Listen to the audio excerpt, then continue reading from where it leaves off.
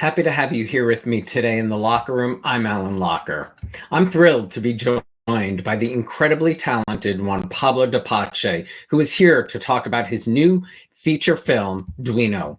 In this semi-autobiographical tale, an Argentine filmmaker struggling to finish a movie about his unrequited first love receives an unexpected invitation to reconstruct his memories, revisit his past, and perhaps even find a new ending to the story. Duino beautifully celebrates friendship, love, and the impressionable nature of growing up. The film, executive produced by the late great Norman Lear, marks the debut feature from Juan Pablo and Andres Pepe Estrada. Born in Buenos Aires, Juan Pablo has lived around the world and now resides in the United States. He's known for his role as Fernando on the hit Netflix series Fuller House, as Jesus Christ on NBC's AD The Bible Continues, and he has appeared in Mamma Mia and TNT's Dallas. He is also a recording artist with a string of hits, including his European chart topper, We Wanna Rock. This year, I believe he's releasing his first EP, Vascular. Please help me welcome to the locker room for the first time, Juan Pablo de Pace.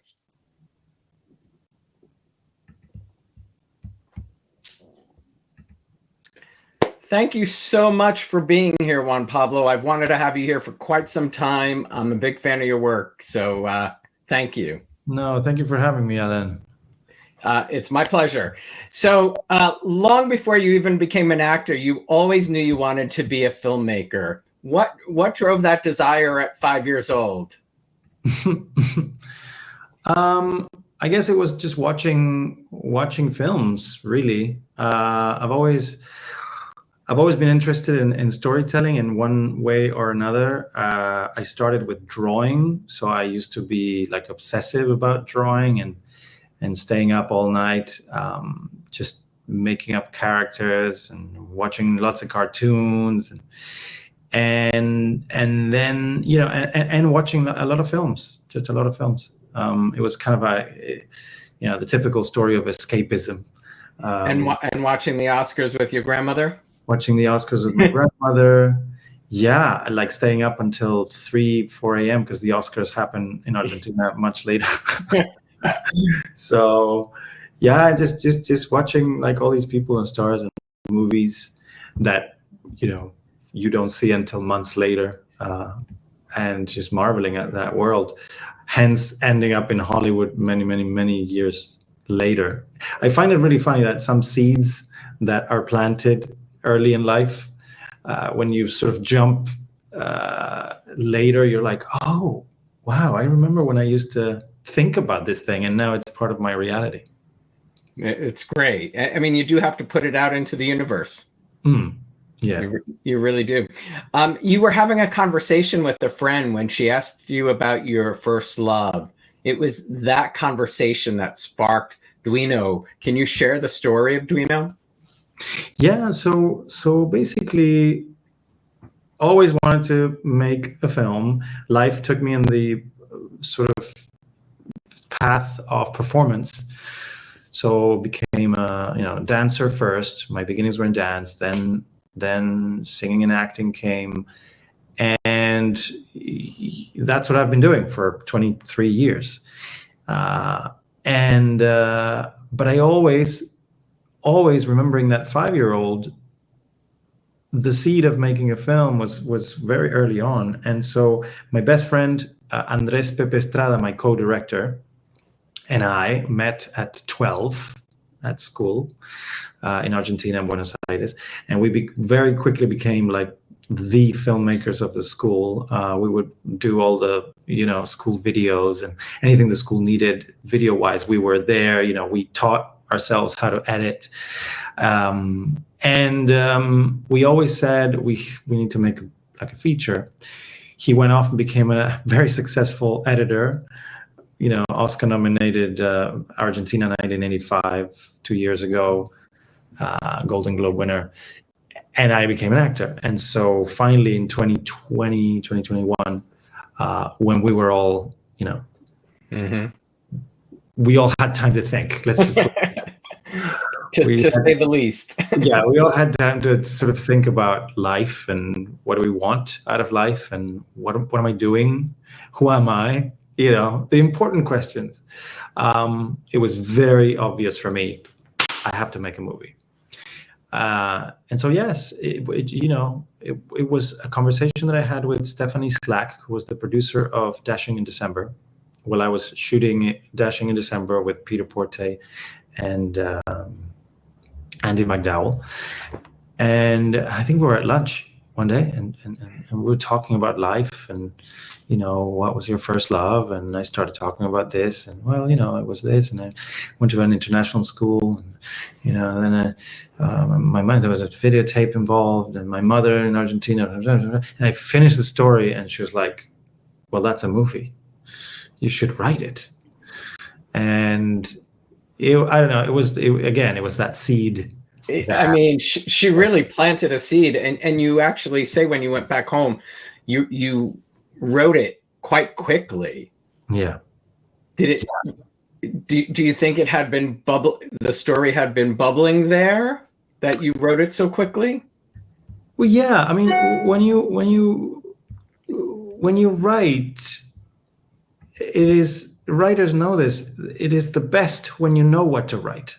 It's the worst when you don't know what to write. And in this case, it was so clear, like the first, second, third act, you know, like the story beginning and end, boom, boom, boom, boom. It was very clear to put it to words. So it was like a 2-week process to get that first draft, which is, you know, it's great if you can take that short of a time. Right now I'm writing something else and it's not taking 2 weeks.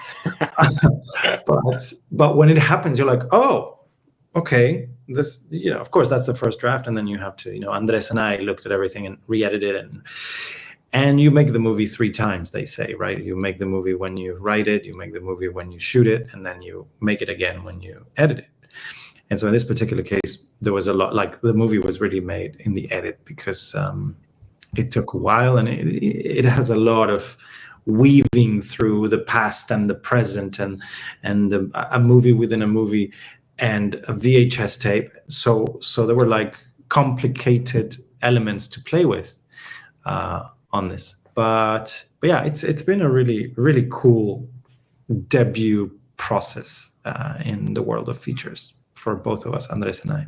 Well, it sounds it. It sounds it. And I want to talk about Andre in a minute, but the late, great Norman Lear is an executive producer on the film. Will you talk about your friendship with him and what you think you learned from him? And I also heard you say that this was the last film he saw before he passed away. Yeah, he is an amazing, amazing man. I was introduced to Norman by his partner, Brent Miller, who read the script. Brent read the script and he loved it, and then he passed it on to Norman, and they both were like, we want to be involved in this, we want to be part of it. And so they were involved very early on, which is great. And yeah, my sort of conversation with Norman was just very cool, because here's a man who's done the most incredible culture-changing things in television and producing and film and storytelling. And, you know, for him, I felt like the most important thing in relation to me and the movie was like, please, like, make the film you want to make. Are you making sure that it is exactly, you know, what you and Andres, the story, because that's the most important thing. Are you happy? You know? And it was a wonderful, wonderful thing to have that from someone like him. I'd say, you grew up in Argentina. Were you familiar with Norman, or when did you become familiar with Norman's work? I mean, yes, when you grew up in, you know, on the other side of the world, American television gets there. It is the thing that gets there, right? So we got a lot of his shows.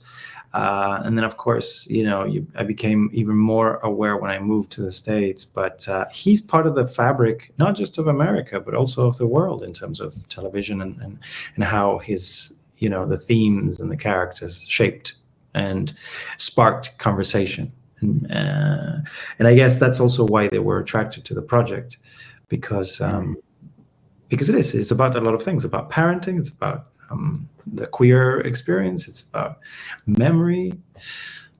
So yeah, it's been a wonderful process to be involved with Brent and Norman from the early days of the project till now, I guess.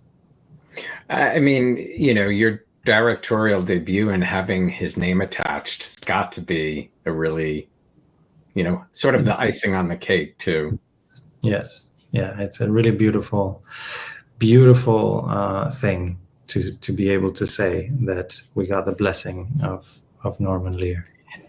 I mean, another beautiful thing is your friendship with Andreas.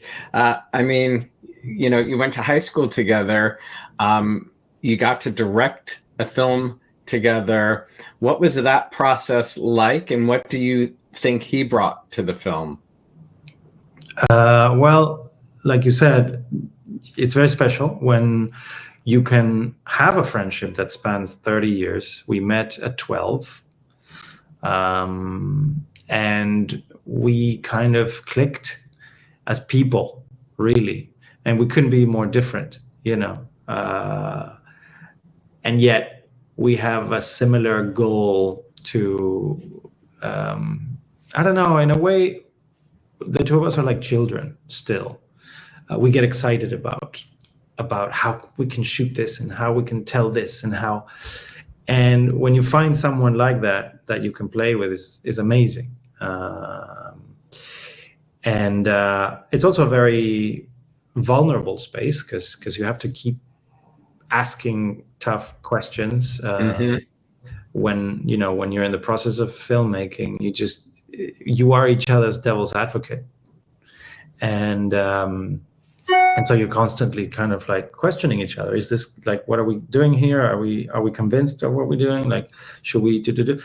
And so it's a constant conversation, which sometimes, it's not one brain, it's two brains. So yeah, it can be challenging because you don't agree. And sometimes that challenge is what sparks a better idea, like a third idea. We have his idea, my idea, and then it comes to our idea. And a lot of the times we went with that third idea. That's why also the editing process was so long for us. Because like I said, there were many different elements to this, and we had to weave the film in a way that's kind of seamless. So we did have the chance to have a 2-month break between the past, between like everything that happens in Italy, and the present, what happens in Buenos Aires. So that also was amazing, like Andres and I, to really kind of look at all the material we had shot and go, okay, now because we've got this, what do we actually need, regardless of what's in the script? What do we need for this, which is it's almost like a different movie.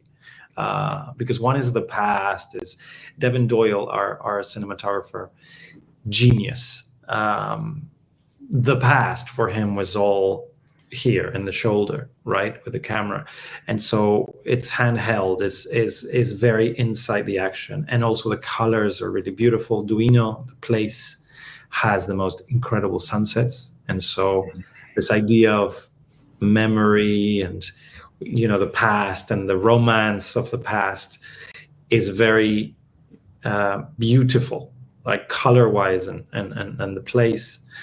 We're talking about the north of Italy, so it's like gorgeous where it happens, where the school happens. So, and then when we go to Argentina, it's bleak, and kind of the present is more, it's on stills. It's a different world. So it was amazing to I don't know, just to have these two brains, to constantly, 3 brains actually, because Devin was the third part of this operation.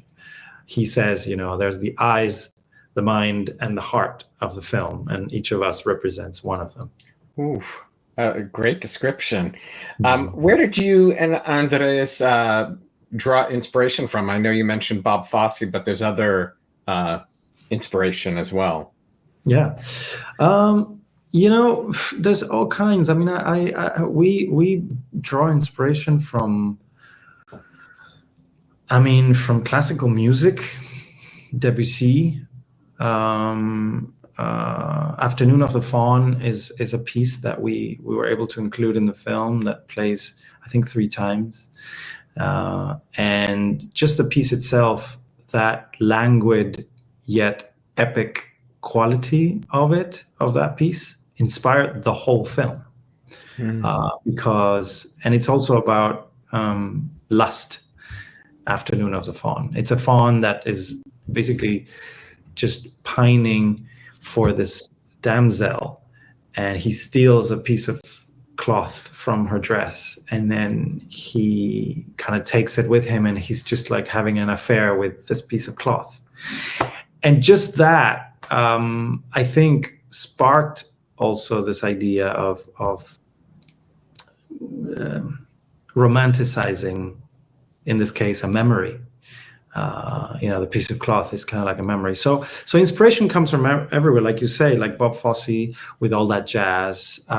For us was a big, like a really nice kind of compass also to go, there's a film within a film, a story within a story. But I don't love talking about references because you really can get inspired by music, by a piece of dance, by a painting. There's a lot of paintings in our film, a lot of painting. Any of your drawings?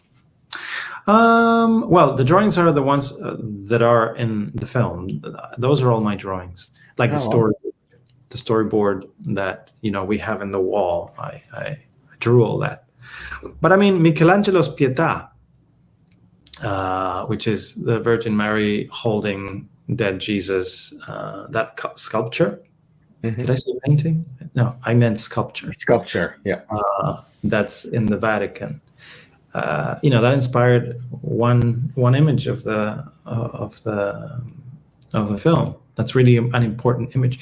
So, yeah, I don't know. When you have your eyes open, everything inspires you.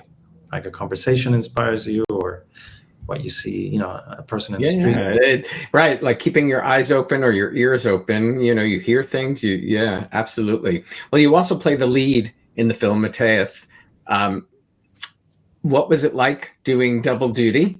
And would you want to do double duty again? It was really easy. Oh. It was really easy. Yeah. In fact, I didn't even think of the acting. I mean, I guess the pressures of directing and producing were so huge. You sort of go to sleep, breathe, sleep, eat this movie. And it's not just in the shoot, it's also like after the fact. And, dealing with everything, like from the legal to the scripts, to the casting, to the everything. So acting for me was like, oh, this is something that I know how to do. I mean, sure, it's always a challenge because I guess, and this is something that was very important for the other actors, we wanted a sense of always spontaneity in the performances.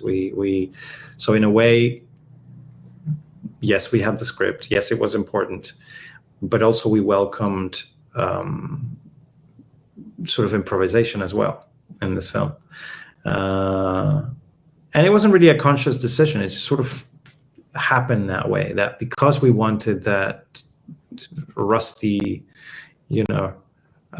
reality in a way, we were encouraging that. So when it came to act in the film, I don't know, I sort of took the pressure out of acting, to be honest, because actors, when that is your job, sometimes you can be a lot in your head, and for some reason I didn't have the bandwidth to be in my head as an actor, so I just kind of did it. and it was fun because because you had a lot of hats to wear. Was there a hat that you wore that you after doing so, you really enjoyed that process, the casting or the legal work or what, some of these new things that you haven't had to necessarily deal with before? Definitely casting was beautiful. Amanda Lenker Doyle and Pablo Lapadula in Argentina. Amanda helped me so much with casting. It was a really complicated cast because we needed two casts, the young versions and the older versions, and from different countries. So we looked everywhere. We looked in Iceland, Sweden, Denmark, obviously Buenos Aires, the UK, the US. We had a very vast cast of people from very different countries, and then we had to travel them all to the location. So Amanda really helped me kind of make this a reality because it's really complicated to get. Of course, it was it's all online. You cast people online, Zoom, like we're doing now. But that was really enjoyable, really enjoyable. But it was a puzzle. And directing actors for me was just a joy. I loved directing actors because, of course, a whole career on the other side, and then finally I get to play with, I don't know. I feel like directing is very much like sculpting. I can see that. It is. You're sculpting sort of human, I don't know, emotions in a way, and you're asking people to go places, and it's a breathing, living. It's very, it's sort of happening in front of your eyes, and then you say a word, and that same thing kind of shifts, and I don't know. It's a very cool thing. And you must be pulling in all of that, over 20 years experience being directed by other directors. So the things you learned or watched or observed, you're doing that. And then also, I think, the casting part, how wonderful to be an actor who has auditioned many times and been cast, but now giving other people that opportunity to, work. Yeah, it is kind of, it's great, but also you realize that it's not about you. It's not about the actor. It's about the project. It's about something that the director has in their mind, maybe. So it actually directing a film, it took the pressure off what I feel as an actor. It's like, oh, this is really not about me or my ability. It's about what is needed or is in their mind. Or sure, you can surprise people. You can maybe they have something in their mind, and then you appear and bring something completely different, and they fall in love with that. And that's a possibility, of course, and it happens. In fact, it happened in our movie too. But yeah, I learned a lot from casting, that it's not personal at all. And so I urge actors to not think whenever they get a no, it's really not about them at all. It's true. Yeah, I love that. I love that.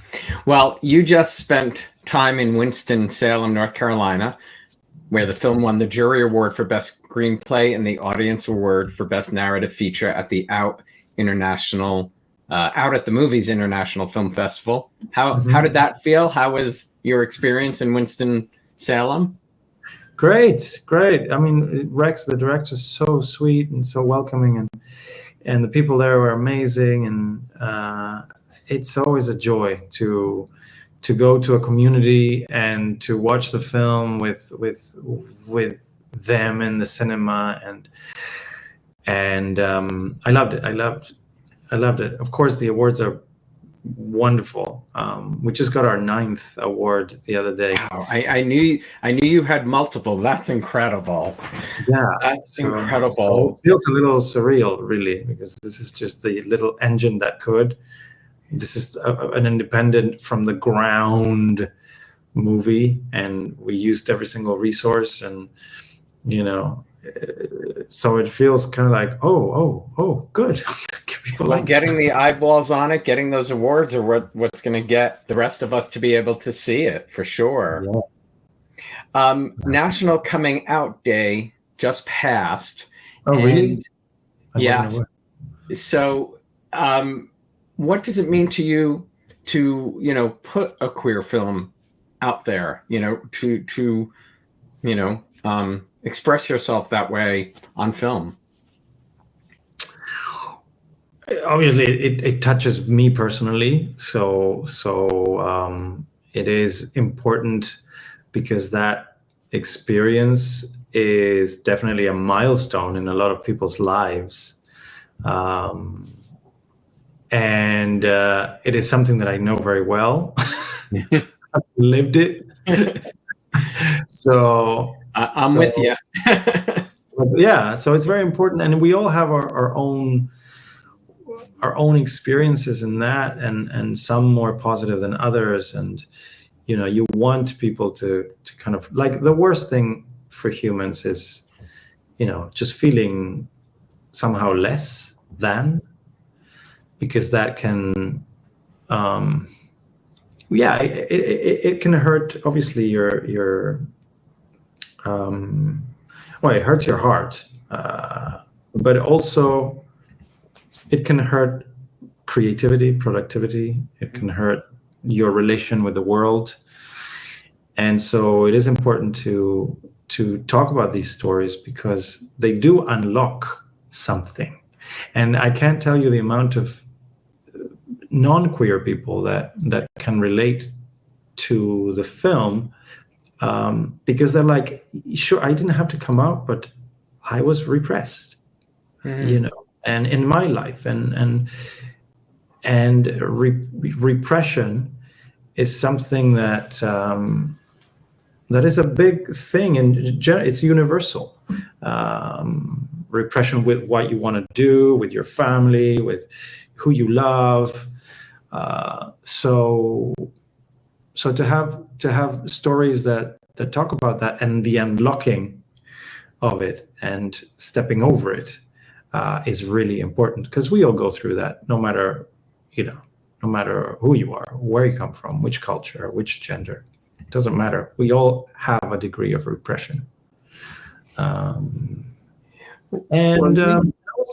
Sorry. And also, I think that these experiences, these things, these important events, are the transformative ones. There is no creation without destruction. So I think coming out is the destruction of something in order to give life to something new. And that's why it's important to talk about it. Wow. Because it's about transformation. And like I said, we all go through it in some way or another. You have to close a chapter, you have to destroy something in order to grow. It hurts to grow, but you have to go through the pain to grow. Beautifully said. I fell in love with Fernando from the moment he hit the screen on Fuller House. When, here you are, 4 years, I think, after the show ended.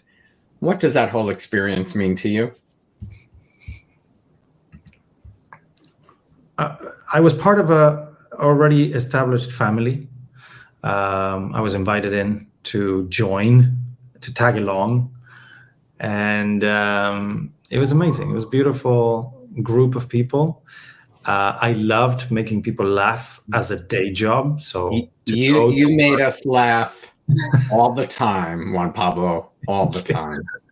Well, to go to work and your job description is be funny, make people laugh.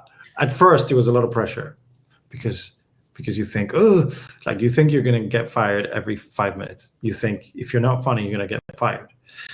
And then when you do cause, a chuckle or you make people laugh, it's a relief. It's like, okay, I'm not going to get fired. And then the next thing is like, oh, this is so much fun. And so it actually tickled the part of me that the most childlike, I guess, the most immature part of me. I was able to spend 5 years of my life being immature, which was really fun, really, really fun. Because I was coming off playing Jesus Christ. So it could not have been the opposite role to play, Fernando. I love that. Well, before I let you go, I just wanted to tell you, one of my best friends I've had in my life for over 30 years is from Buenos Aires, born and raised. What does Argentina mean to you? Well, it's my roots, it's my life, it's my beginning. It's my beginning. And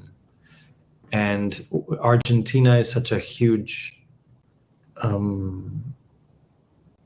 beautiful, intense culture. We are a strange mixture of Italian, Spanish, German, Argentinian, French. It's Jewish also. Like it's a melting pot, and yeah, we are. I don't know. I'm very proud of being Argentinian. Really, really, really proud. There. Loved it there. Need to take my husband. He has never been to South America, so you should. I plan to go back. Thank you so much for being here. Congratulations on this film. I can't wait to see it. I will have the website up for everyone down below so they can check it out and keep up to date on the progress of the film. Thank you. Thank you so much. It's been wonderful to talk to you, Alan. You too. Stay well. Thank you so much. Okay.